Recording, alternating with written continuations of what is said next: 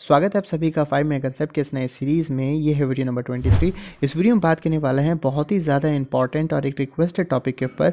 आज हम बात करने वाले हैं वोल्टेज सोर्स और करंट सोर्स के बारे में। देखिए, वोल्टेज और करंट सोर्स क्या है, अगर आप इलेक्ट्रिकल के स्टूडेंट हैं, डिप्लोमा कर रहे हैं या बीटेक कर रहे हैं, तो इसके बारे में एक अच्छी अंडरस्टैंडिंग होना बहुत ही ज़्यादा इंपॉर्टेंट है।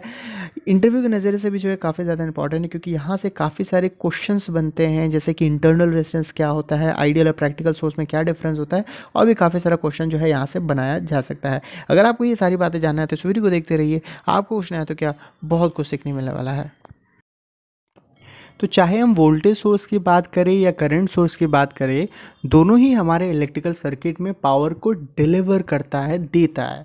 इसका मतलब आपको समझ में आता है? यानी कि कोई भी आप इलेक्ट्रिकल सर्किट आप बनाएं या लोड आपने कनेक्ट कर रखा है इस सोर्स के साथ, तो ये वोल्टेज सोर्स या करंट सोर्स क्या करने वाला है, उस लोड को, उस नेटवर्क को वो पावर देगा, डिलीवर करेगा।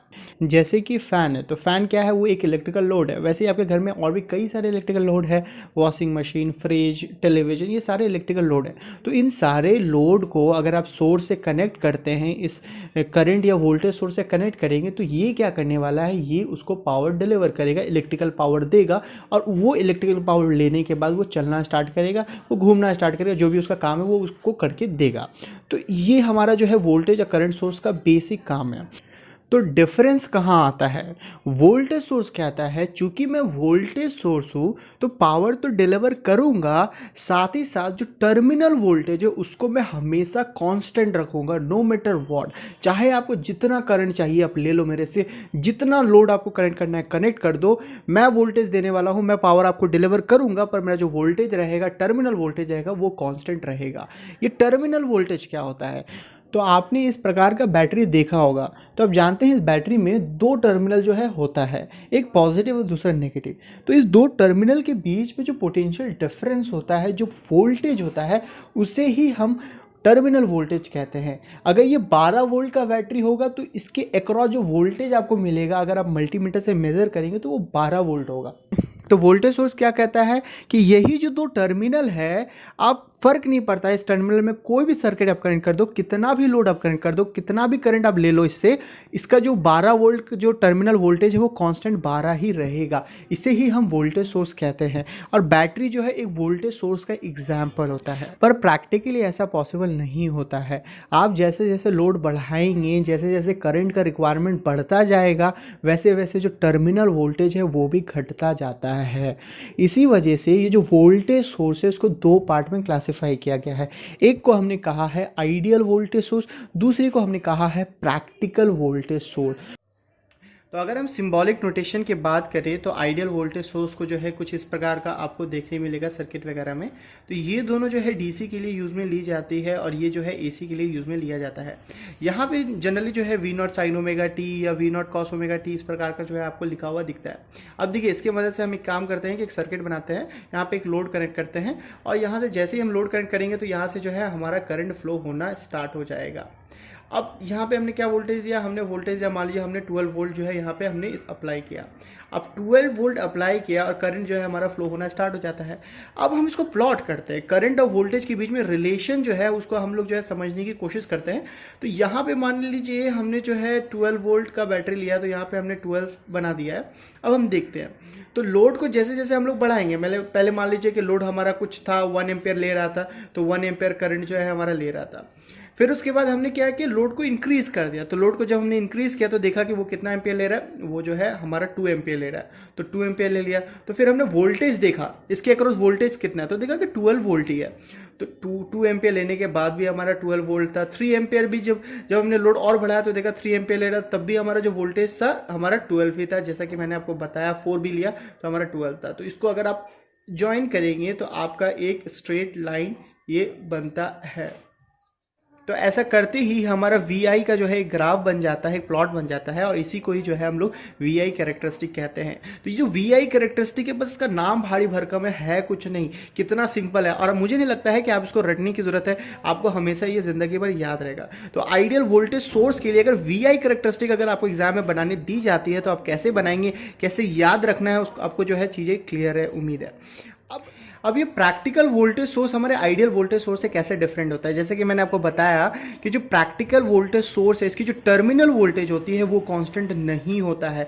जैसे जैसे आप लोड बढ़ाते जाएंगे वैसे वैसे इसका टर्मिनल वोल्टेज भी जो है वो भी डिक्रीज होता जाएगा।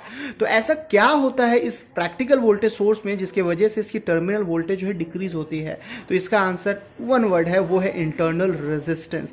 भैया बैटरी के अंदर भी कुछ ना कुछ रेजिस्टेंस होता है, उसे हम इंटरनल रेजिस्टेंस कहते हैं, और उस रेजिस्टेंस के वजह से हमारी जो है वोल्टेज डिक्रीज होती है। वो कैसे होता है उसको हम लोग समझते हैं। तो ये जो पूरा ब्लॉक दिख रहा है ये पूरा ब्लॉक है आपका बैटरी, और यहाँ पे है हमारा टर्मिनल। ये जो है हमारा दो टर्मिनल है, और इस बैटरी के अंदर जो है हमारा रेजिस्टेंस है जिसे हम इंटरनल रेजिस्टेंस कह रहे हैं। अब हमारा सर्किट कंप्लीट है, करंट फ्लो होना स्टार्ट होगा, करंट फ्लो होता है।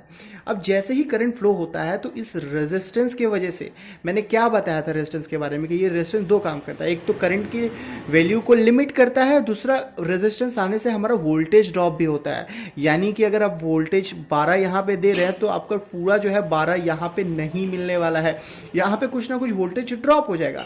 अब यहाँ पे वोल्टेज कितना ड्रॉप होगा इसको आप कैलकुलेट भी कर सकते हैं। कैसे कैलकुलेट कर सकते हैं? इसको आप कैलकुलेट कर सकते हैं V = IR। तो किस किस चीज के ऊपर डिपेंड कर रहा है? यहाँ पे जो ड्रॉप होगा, कितना वोल्टेज ड्रॉप होगा, वो डिपेंड करता है कि इस रेजिस्टेंस का वैल्यू कितना है और यहाँ से कितना करंट फ्लो हो रहा है। तो जैसे जैसे आप करंट बढ़ाएंगे, यहाँ पे देखिए इस इक्वेशन को, जैसे जैसे आप करंट बढ़ाएंगे वैसे वैसे जो है आपका जो वोल्टेज ड्रॉप है, ये जो वोल्टेज ड्रॉप है, यहाँ पे जो होने वाला वोल्टेज ड्रॉप है वो भी बढ़ता जाएगा। तो चलिए अभी हम लोग इसका VI कैरेक्टरिस्टिक बना करके देख लेते हैं कि इसका वोल्टेज और करंट का बीच का रिलेशन हमें कैसा देखने मिलेगा। तो इनिशियली हम लोग ऐसा कंसीडर करेंगे कि हमने यहाँ पे कोई लोड कनेक्ट करके नहीं रखा, ये ओपन सर्किट है, यानी कि लोड हमारा नहीं है, तो करंट का जो रिक्वायरमेंट होगा वो जीरो होगा, करंट फ्लो नहीं होगा। करंट अगर फ्लो नहीं होता है तो इस रेजिस्टेंस की वजह से कोई ड्रॉप होगा? ड्रॉप नहीं होगा, क्योंकि करंट का वैल्यू अगर यहाँ पे जीरो पुट करोगे तो V = 0 आ जाएगा, यानी कि कोई वोल्टेज ड्रॉप नहीं हो रहा। तो पूरा का पूरा जो 12 वोल्ट है हमें यहाँ पे देखने मिलेगा। तो जीरो करंट में हमें 12 जो है यहाँ पे 12 का 12 वोल्ट हमें यहाँ पे देखने मिलता है। अब जैसे ही हम लोड इंक्रीज करते हैं, 1 एम्पेयर का लोड हम लोग लगाते हैं, 1 एम्पेयर का लोड अगर हम लोग लगाएंगे तो 1 एम्पेयर करंट फ्लो होगा। 1 एम्पेयर करंट फ्लो होगा तो करंट अगर फ्लो होता है तो इस रेजिस्टेंस की वजह से कुछ ना कुछ ड्रॉप होगा। तो पूरा का पूरा 12 वोल्ट हमें यहाँ देखने नहीं मिलेगा, क्योंकि 12 में से कुछ वोल्टेज यहाँ पे हमें ड्रॉप हो रहा है, तो यहाँ पे जो है हमें कुछ वोल्टेज जो है बचा हुआ वोल्टेज हमें देखने मिलेगा। तो अब की बार जो है 1 एम्पेयर करंट के लिए हमें पूरा 12 नहीं, हमें कुछ कम जो है यहाँ पे वोल्टेज देखने मिलता है। वैसे फिर हम लोड इंक्रीज करेंगे, 2 करेंगे तो हमें जो है हमारा यहाँ पे और ज़्यादा वोल्टेज ड्रॉप होगा, तो और कम हमें देखने मिलेगा। और इंक्रीज करेंगे लोड तो हमें जो है और वोल्टेज जो है जहाँ पे और ज़्यादा वोल्टेज ड्रॉप होगा, और यहाँ पे जो है और कम वोल्टेज हमें देखने मिलेगा। तो ऐसे करके जो है हमारा कुछ इस तरीके का कर्व जो है आपको देखने यहाँ पे मिलेगा। तो प्रैक्टिकल वोल्टेज सोर्स के लिए जो हमारा VI कैरेक्टरिस्टिक बनता है कुछ इस प्रकार का बनता है। तो जनरली जब आपको VI कैरेक्टरिस्टिक एक्सप्लेन किया जाता है कॉलेज वगैरह में तो आपको इक्वेशन की मदद से समझाया जाता है, और वो नॉर्मल KCL KVL लगा के जो है निकाला जाता है। पर मैंने वैसे एक्सप्लेन नहीं किया क्योंकि मैं समझ रहा हूँ कि आपको KVL KCL अभी नहीं आता है। तो फिर भी जो है आप इसको लॉजिकली वो इक्वेशन आप निकाल सकते हैं। कैसे? अब देखिए हम किस वोल्टेज की बात कर रहे थे, हम टर्मिनल वोल्टेज की बात कर रहे थे, इस वोल्टेज की बात कर रहे हैं। तो ये वोल्टेज हमें कैसे मिला? ये जो हमने बनाया ये वोल्टेज कैसे मिला? ये वोल्टेज हमें मिला, ये तो हमारा टोटल वोल्टेज है। तो टोटल वोल्टेज में बार बार इस वोल्टेज को जो है हम लोग माइनस कर रहे थे, राइट? तो ये VT क्या हो जाएगा? हमारा VA जो टोटल वोल्टेज है, इसको हमने जो इंटरनल रेजिस्टेंस की वजह से जो ड्रॉप हो रहा था उसको माइनस करके हमें यहाँ पे मिल जा रहा था। अब VI क्या है? हमारा इंटरनल रेजिस्टेंस की वजह से जो ड्रॉप हो रहा है, इसको हम लोग कैसे कैलकुलेट कर सकते हैं? V = IR से। तो यहाँ पे आप क्या लिख सकते हैं? जो टर्मिनल वोल्टेज है और सप्लाई वोल्टेज में से आप माइनस करेंगे IR को, तो आपका जो है हमें यहाँ पे VT मिलने वाला है। तो यही इक्वेशन है, इसको भी जो है आप याद रख सकते हैं, ये आपका जो है काम आएगा। तो अगर हम आपको करंट सोर्स के बारे में बताएं तो ये हमारे वोल्टेज सोर्स से कम्प्लीटली अपोजिट होता है, और आप आराम से इसको याद भी रख सकते हैं, बहुत मुश्किल नहीं है। करंट सोर्स बोलता है कि मैं पावर तो दूंगा, बट चूंकि मैं करंट सोर्स हूं तो मैं करंट हमेशा कांस्टेंट रखूंगा, नो मैटर आपका टर्मिनल वोल्टेज कुछ भी हो। मतलब टर्मिनल वोल्टेज आप बढ़ाते चल जाओ, चेंज हो रहा है, कुछ भी है, फर्क नहीं पड़ता है, पर चूंकि वो करंट सोर्स है तो करंट कांस्टेंट रहेगा। तो इसका अगर आप वी आई कैरेक्टरिस्टिक बनाएंगे, सबसे पहले हम आपको बता दें कि ये इसको इस तरीके से रिप्रेजेंट किया जाता है। डीसी में जो है इसको इस तरीके से जो है आपको सिंबल देखने मिलेगा। कोई भी सर्किट आप देखते हैं वहां पे अगर इस प्रकार को जो है आपको अगर नोटेशन देखने मिलता है तो समझ जाना कि वो एक करंट सोर्स है। एसी में जो है सेम हमारा वोल्टेज सोर्स जैसा ही होता है। यहाँ पे फर्क है कि यहाँ पे आपका लिखा होगा I naught sine omega T या I M sine omega T या I M cos omega T, इस प्रकार का जो है लिखा हुआ रहता है। तो आप समझ जाना कि वो हमारा जो है करंट सोर्स है। दूसरी चीज, अब इसके हम लोग वी आई कैरेक्टरिस्टिक देख लेते हैं। तो वी आई कैरेक्टरिस्टिक हमने जैसे बनाया था, तो यहाँ पे वाई एक्सेस में हम लोग करंट को रखेंगे क्योंकि यहाँ पे करंट हमारा कांस्टेंट है, और यहाँ पे हम लोग एक्स एक्सेस में वी को रखेंगे। तो करंट मान लीजिए कि ये हमारा जो है 5 एम्पेयर का जो है हमारा करंट सोर्स है। 5 एम्पेयर का करंट सोर्स है, तो 5 एम्पेयर का है, तो 5 एम्पेयर मान लीजिए कि इतना है 5 एम्पेयर। तो अब हमने देखा कि जब हम यहाँ पे हमारा कुछ वोल्टेज था, मान लीजिए 10 वोल्ट था, 10 वोल्ट था तो भी हमारा जो है करंट वो 5 ही 5 ही प्रोवाइड कर रहा था। जब हमारा जो है वोल्टेज आपका इंक्रीज हुआ, 20 वोल्ट हुआ, फिर भी हमने देखा कि करंट जो है वो 5 ही दे रहा था। जब हमारा जो है 30 वोल्ट हुआ तभी जो है वो हमें 5 ही एम्पेयर दे रहा था। तो हम इसको अगर हम इसको ज्वाइन करेंगे तो ये हमारा फिर से एक स्ट्रेट लाइन बन करके आ जाता है। पर ये पर प्रैक्टिकली ऐसा नहीं होता है। ये जो हमारा करंट सोर्स है ये हमारा आइडियल करंट सोर्स है। जैसे कि वहाँ पे हमने देखा था कि आइडियल वोल्टेज सोर्स था हमारे पास, फिर प्रैक्टिकल वोल्टेज सोर्स था। प्रैक्टिकल वोल्टेज सोर्स में क्या हमारा एक इंटरनल रेजिस्टेंस होता है जो कि सीरीज में कनेक्टेड होता है। तो यहाँ भी हमारा आइडियल करंट सोर्स और प्रैक्टिकल करंट सोर्स भी होता है। प्रैक्टिकल करंट सोर्स क्या है? प्रैक्टिकल करंट सोर्स में भी इंटरनल रेजिस्टेंस होता है, पर वो हमारा पैरेलल कनेक्टेड होता है। इसका भी जो हमारा वी आई कैरेक्टरिस्टिक है बहुत ही सिमिलर है, वो एकदम प्रैक्टिकल वोल्टेज सोर्स जैसा ही है, पर यहाँ पे वाई एक्सेस में हमारा करंट आ जाएगा और इनिशियली जो है हमारा आपको 5 एम्पेयर करंट ही यहाँ से फ्लो होगा। पर जैसे जैसे आप वोल्टेज का वैल्यू इंक्रीज, टर्मिनल वोल्टेज जो है आप इंक्रीज करते जाएंगे, वैसे वैसे करंट का जो वैल्यू है वो रिड्यूस होता जाएगा।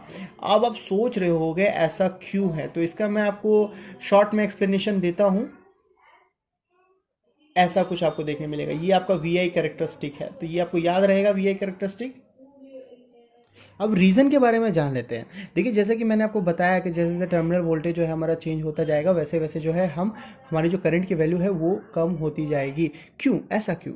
देखिए यहाँ पे जब करंट निकलता है तो यहाँ पे जब जाता है तो यहाँ पे इस पॉइंट में आने के बाद इसके पास दो रास्ते हैं, एक इधर और इधर, और करंट हमेशा उस तरफ ज़्यादा फ्लो होना चाहता है वहाँ जहाँ पे उसको रेजिस्टेंस की वैल्यू कम मिलती है।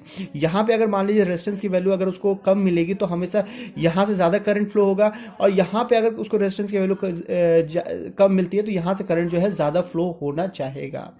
तो इनिशियली जब हम लोड को नहीं लगाते हैं, यानी कि मतलब लीस्ट रेजिस्टिव पाथ है, तो करंट जो है जब लीस्ट रेजिस्टिव पाथ है तो करंट जो है हमेशा यहाँ से फ्लो होना चाहेगा, क्योंकि लीस्ट रेजिस्टिव पाथ है, पूरा का पूरा करंट यहाँ से फ्लो होगा, यहाँ से हमारा कोई फ्लो नहीं होगा, तो सारा जो करंट है आपको यहाँ से फ्लो होता हुआ दिखेगा।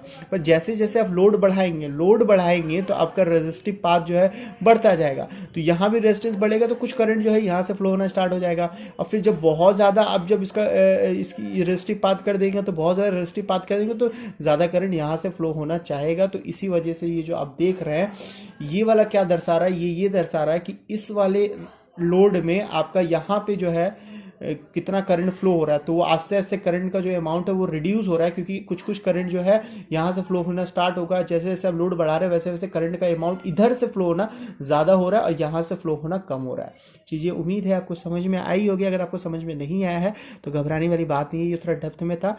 ऊपर से आपको इतना समझना है कि करंट सोर्स क्या होता है, वोल्टेज सोर्स क्या होता है, आइडियल जो है वोल्टेज सोर्स क्या होती है, प्रैक्टिकल वोल्टेज सोर्स क्या होता है, प्रैक्टिकल करंट सोर्स क्या होता है, आइडियल करंट सोर्स क्या होता है, इसका वीआई कैरेक्टरिस्टिक क्या होता है।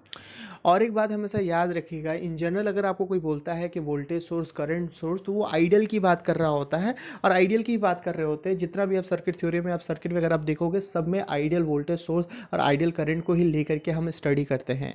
जब तक आपको क्वेश्चन में ये मेंशन नहीं करता है प्रैक्टिकल सोर्स वगैरह, तब तक आप इंटरनल रेजिस्टेंस को लेकर के कैलकुलेशन नहीं कीजिएगा। सवाल जो है आपके दिमाग में आ सकता है कि हमने वोल्टेज सोर्स के बारे में तो बताया कि इसका एग्जाम्पल जो है बैटरी, या बैटरी को आप कंसिडर कर सकते हैं कि वो एक वोल्टेज सोर्स है। ये करंट सोर्स क्या होता है, बिना वोल्टेज का करंट कैसे हमें मिलेगा, मतलब इसका प्रैक्टिकली एग्जिस्ट करता है?